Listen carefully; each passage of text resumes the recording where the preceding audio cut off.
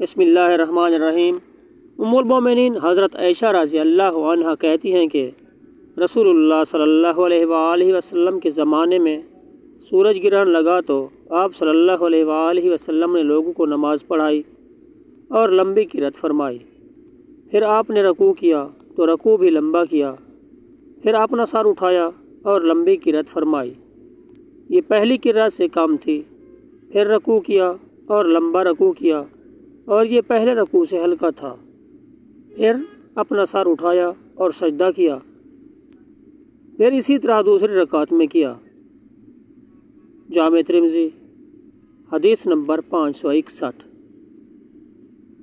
حضرت عبداللہ بن عمر رضی اللہ عنہما سے روایت ہے کہ نبی اکرم صلی اللہ علیہ وآلہ وسلم نے 2 گروہوں میں سے ایک گروہ کو صلاۃ خوف 1 رکعت پڑھائی اور دوسرا گروہ دشمن کے سامنے کھڑا رہا۔ پھر یہ لوگ پلٹے اور ان لوگوں کی جگہ پر جو دشمن کے مقابل میں تھے جا کر کھڑے ہو گئے، اور جو لوگ دشمن کے مقابل میں تھے وہ آئے تو آپ صلی اللہ علیہ وآلہ وسلم نے انہیں دوسری رکعت پڑھائی۔ پھر آپ نے سلام پھیر دیا۔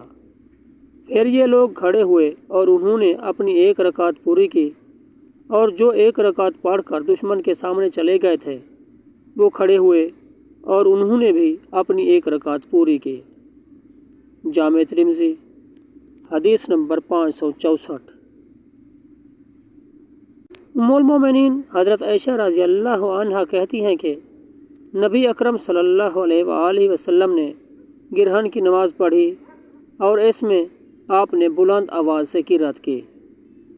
جامع ترمذی حدیث نمبر 563۔